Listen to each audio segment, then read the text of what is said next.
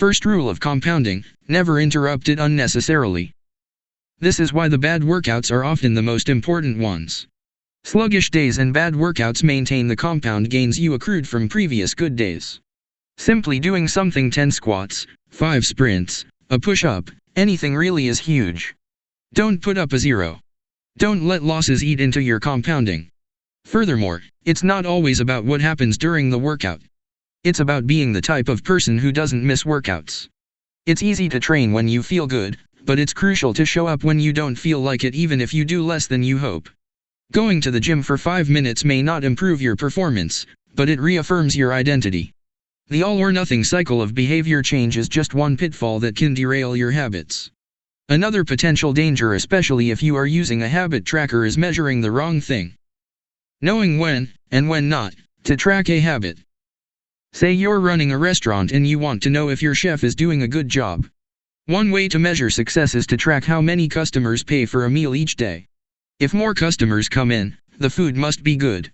If fewer customers come in, something must be wrong. However, this one measurement, daily revenue, only gives a limited picture of what's really going on. Just because someone pays for a meal doesn't mean they enjoy the meal. Even dissatisfied customers are unlikely to dine and dash. In fact, if you're only measuring revenue, the food might be getting worse, but you're making up for it with marketing or discounts or some other method.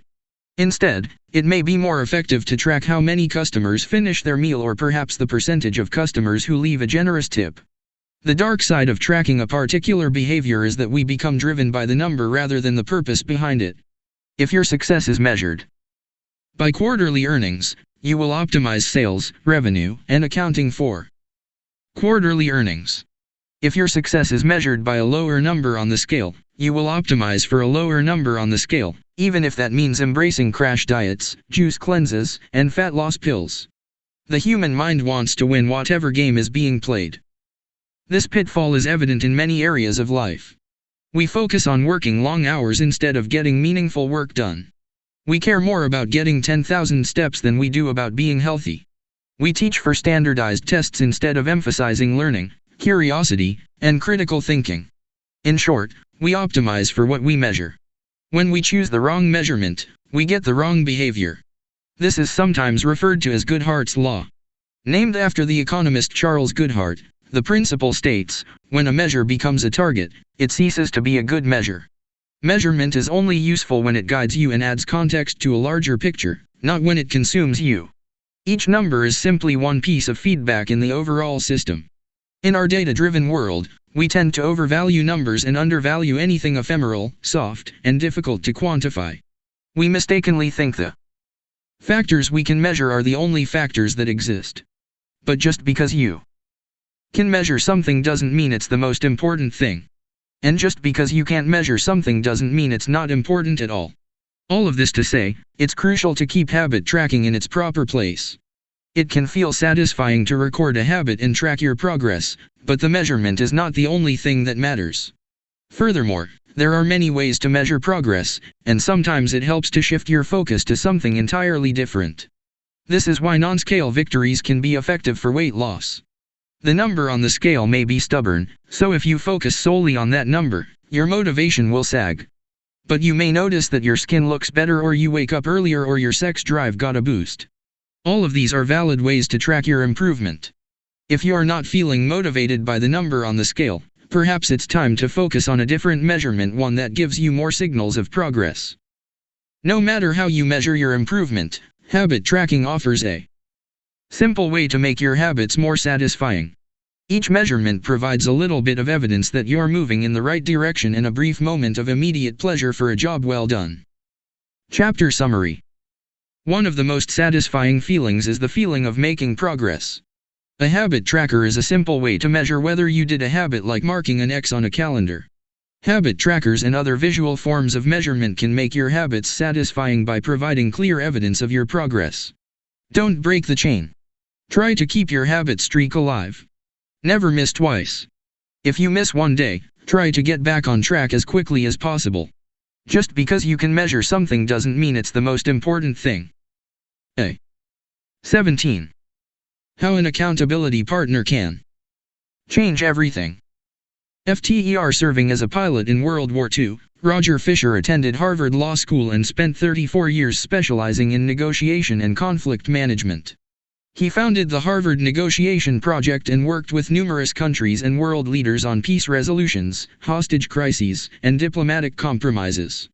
But it was in the 1970s and 1980s, as the threat of nuclear war escalated, that Fisher developed perhaps his most interesting idea. At the time, Fisher was focused on designing strategies that could prevent nuclear war, and he had noticed a troubling fact. Any sitting president would have access to launch codes that could kill millions of people but would never actually see anyone die because he would always be thousands of miles away. My suggestion was quite simple, he wrote in 1981. Put that nuclear code number in a little capsule, and then implant that capsule right next to the heart of a volunteer. The volunteer would carry with him a big, heavy butcher knife as he accompanied the president. If ever the president wanted to fire nuclear weapons, the only way he could do so would be for him first, with his own hands, to kill one human being. The president says, "George, I'm sorry but tens of millions must die." He has to look at someone and realize what death is, what an innocent death is. Blood on the White House carpet. It's reality brought home. When I suggested this to friends in the Pentagon, they said, "My God, that's terrible. Having to kill someone would distort the president's judgment. He might never push the button." Throughout our discussion of the fourth law of behavior change, we have covered the importance of making good habits immediately satisfying. Fisher's proposal is an inversion of the fourth law, make it immediately unsatisfying.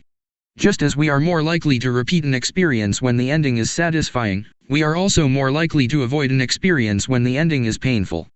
Pain is an effective teacher. If a failure is painful, it gets fixed. If a failure is relatively painless, it gets ignored. The more immediate and more costly a mistake is, the faster you will learn from it. The threat of a bad review forces a plumber to be good at his job. The possibility of a customer never returning makes restaurants create good food.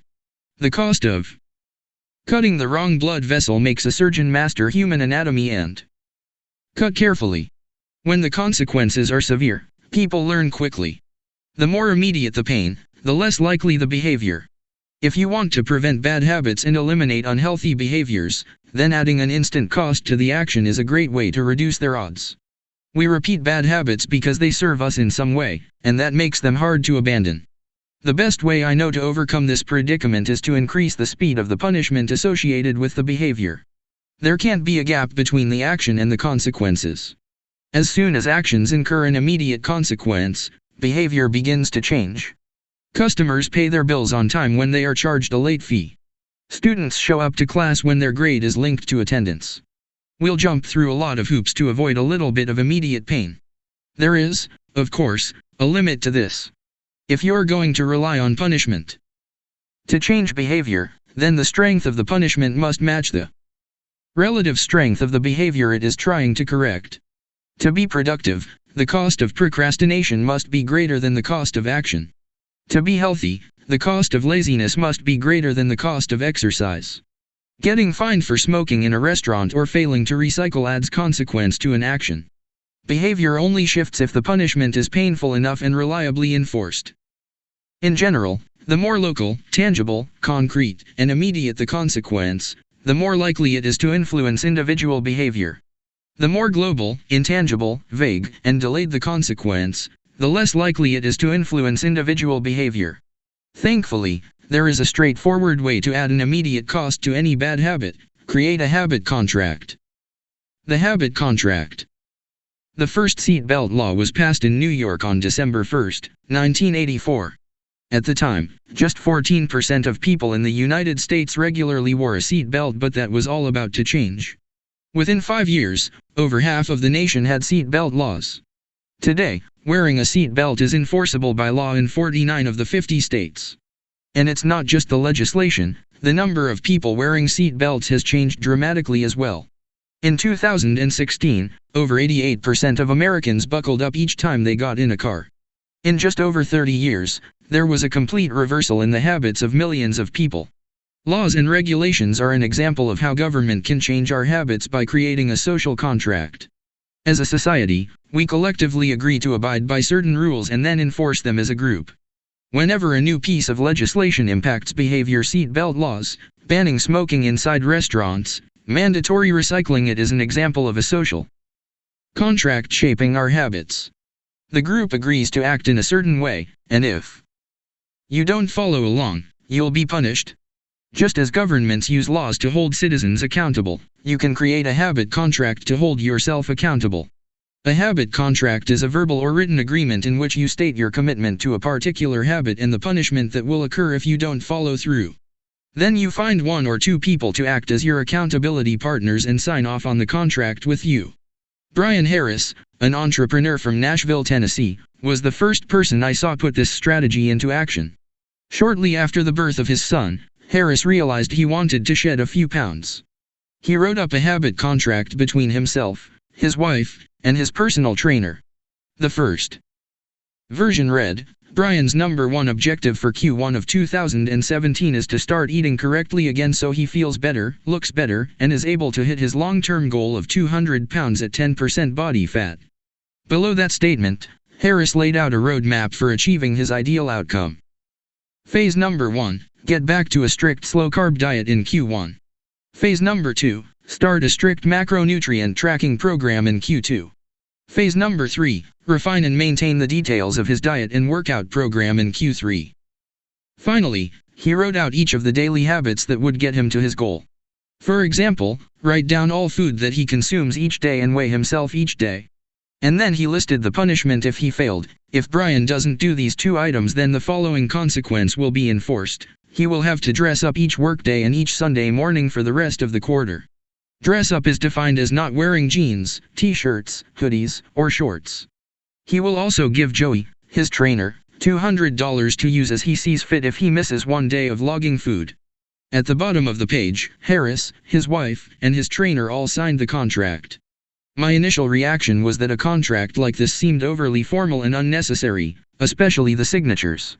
But Harris convinced me that signing the contract was an indication of seriousness. Anytime I skip this part, he said, I start slacking almost immediately. 3 months later, after hitting his targets for Q1, Harris upgraded his goals. The consequences escalated, too. If he missed his carbohydrate and protein targets, he had to pay his trainer $100. And if he failed to weigh himself, he had to give his wife $500 to use as she saw fit. Perhaps most painfully, if he forgot to run sprints, he had to dress up for work every day and wear an Alabama hat the rest of the quarter, the bitter rival of his beloved Auburn team. The strategy worked. With his wife and trainer acting as accountability partners and with the habit contract clarifying exactly what to do each day, Harris lost the weight. To make bad habits unsatisfying, your best option is to make them painful in the moment. Creating a habit contract is a straightforward way to do exactly that. Even if you don't want to create a full-blown habit contract, simply having an accountability partner is useful. The comedian Margaret Cho writes a joke or song every day. She does the song a day challenge with a friend, which helps them both stay accountable. Knowing that someone is watching can be a powerful motivator. You are less likely to procrastinate or give up because there is an immediate cost. If you don't follow through, perhaps they'll see you as untrustworthy or lazy. Suddenly, you are not only failing to uphold your promises to yourself, but also failing to uphold your promises to others. You can even automate this process. Thomas Frank, an entrepreneur in Boulder, Colorado, wakes up at 5:55 each morning. And if he doesn't, he has a tweet automatically scheduled that says, "It's 6:10 and I'm not up because I'm lazy. Reply to this for $5 via PayPal, limit 5, assuming my alarm didn't malfunction." We are always trying to present our best selves to the world. We comb our hair and brush our teeth and dress ourselves carefully because we know these habits are likely to get a positive reaction. We want to get good grades and graduate from top schools to impress potential employers and mates and our friends and family. We care about the opinions of those around us because it helps if others like us. This is precisely why getting an accountability partner or signing a habit contract can work so well. Chapter Summary. The inversion of the fourth law of behavior change is make it unsatisfying. We are less likely to repeat a bad habit if it is painful or unsatisfying. An accountability partner can create an immediate cost to inaction. We care deeply about what others think of us, and we do not want others to have a lesser opinion of us.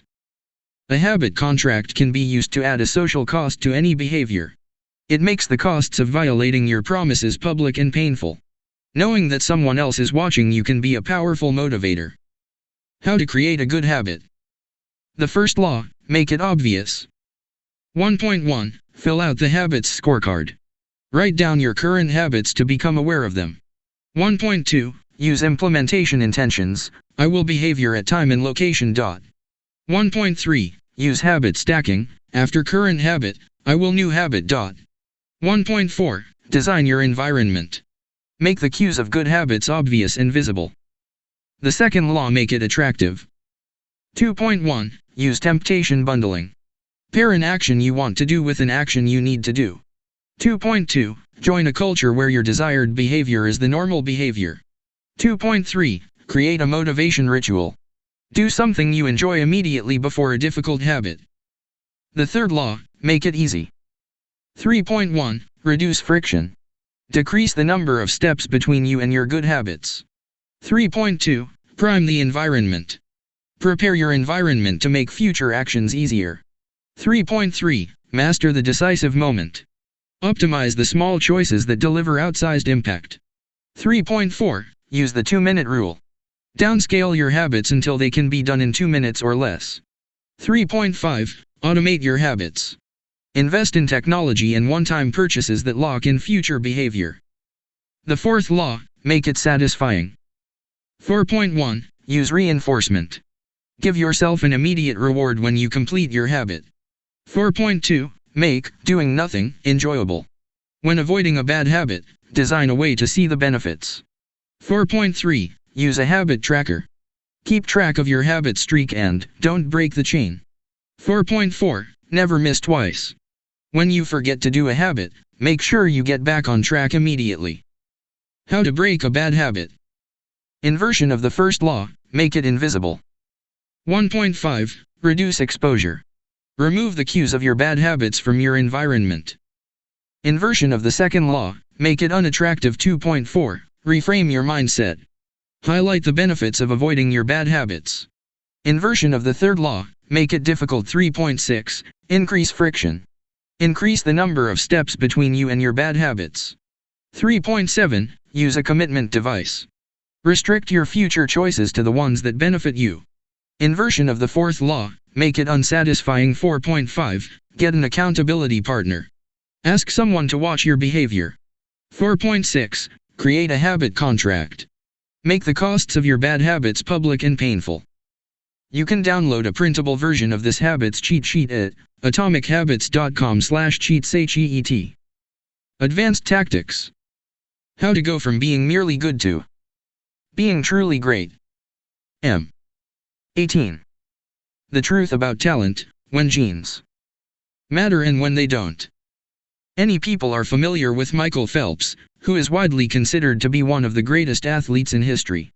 Phelps has won more Olympic medals not only than any swimmer but also more than any Olympian in any sport. Fewer people know the name Hakim El Guerrouj, but he was a fantastic athlete in his own right. El Guerrouj is a Moroccan runner who holds 2 Olympic gold medals and is one of the greatest middle-distance runners of all time. For many years, he held the world record in the mile, 1,500 meter, and 2,000 meter races. At the Olympic Games in Athens, Greece, in 2004, he won gold in the 1,500 meter and 5,000 meter races. These two athletes are wildly different in many ways.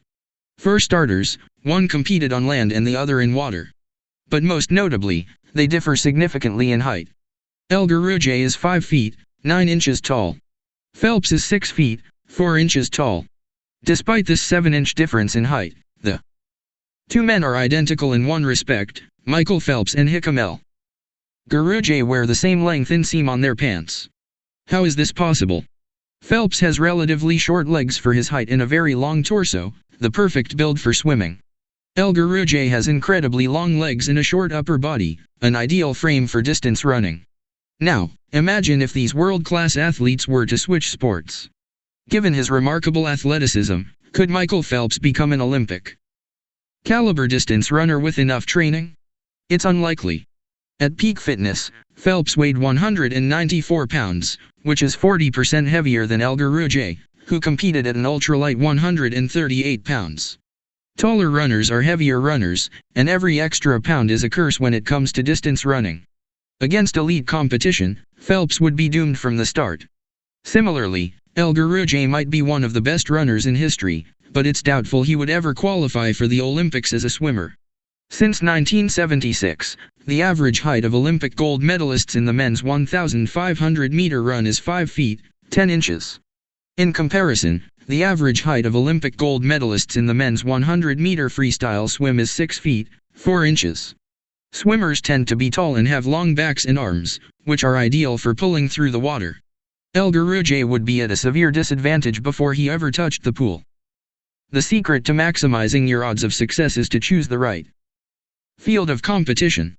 This is just as true with habit change as it is with sports and business.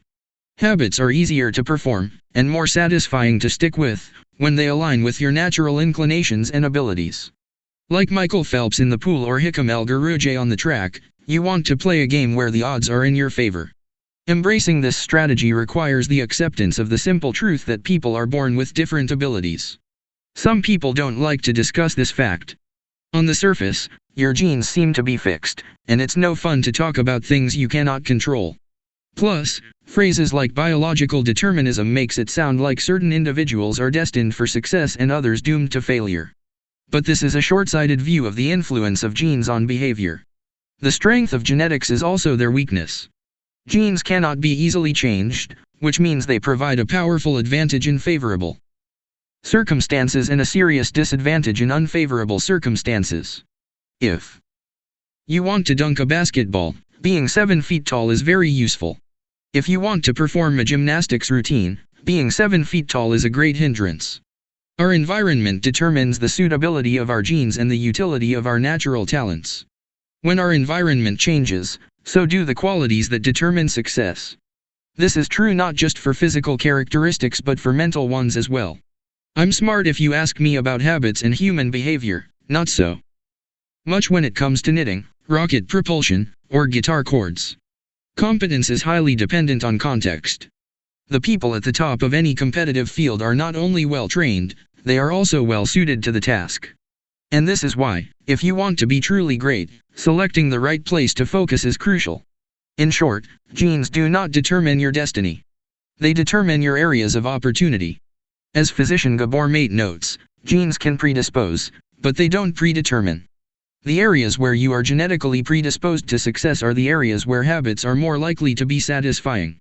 The key is to direct your effort toward areas that both excite you and match your natural skills, to align your ambition with your ability. The obvious question is, how do I figure out where the odds are in my favor? How do I identify the opportunities and habits that are right for me? The first place we will look for an answer is by understanding your personality. How your personality influences your habits. Your genes are operating beneath the surface of every habit. Indeed, beneath the surface of every behavior. Genes have been shown to influence everything from the number of hours you spend watching television to your likelihood to marry or divorce to your tendency to get addicted to drugs, alcohol, or nicotine. There's a strong genetic component to how obedient or rebellious you are when facing authority, how vulnerable or resistant you are to stressful events, how proactive or reactive you tend to be, and even how captivated or bored you feel during sensory experiences like attending a concert. As Robert Plomin, a behavioral geneticist at King's College in London, told me, it is now at the point where we have stopped testing to see if traits have a genetic component because we literally can't find a single one that isn't influenced by our genes. Bundled together, your unique cluster of genetic traits predispose you to a particular personality. Your personality is the set of characteristics that is consistent from situation to situation. The most proven scientific analysis of personality traits is known as the Big Five, which breaks them down into 5 spectrums of behavior. 1. Openness to experience, from curious and inventive on one end to cautious and consistent on the other. 2. Conscientiousness, organized and efficient to easygoing and spontaneous. 3. Extroversion, outgoing and energetic to solitary and reserved, you likely know them as extroverts versus introverts. 4. Agreeableness, friendly and compassionate to challenging and detached. 5. Neuroticism, anxious and sensitive to confident, calm, and stable. All 5 characteristics have biological underpinnings. Extroversion, for instance, can be tracked from birth. If scientists play a loud noise in the nursing ward, some babies turn toward it while others turn away. When the researchers tracked these children through life, they found that the babies who turned toward the noise were more likely to grow up to be extroverts. Those who turned away were more likely to become introverts. People who are high in agreeableness are kind, considerate, and warm. They also tend to have higher natural oxytocin levels, a hormone that plays an important role in social bonding, increases feelings of trust, and can act as a natural antidepressant. You can easily imagine how someone with more oxytocin might be inclined to build habits like writing thank you notes or organizing social events. As a third example, consider neuroticism, which is a personality trait all people possess to various degrees. People who are high in neuroticism tend to be anxious and worry more than others. This trait has been linked to hypersensitivity of the amygdala, the portion of the brain responsible for noticing threats. In other words, people who are more sensitive to negative cues in their environment are more likely to score high in neuroticism.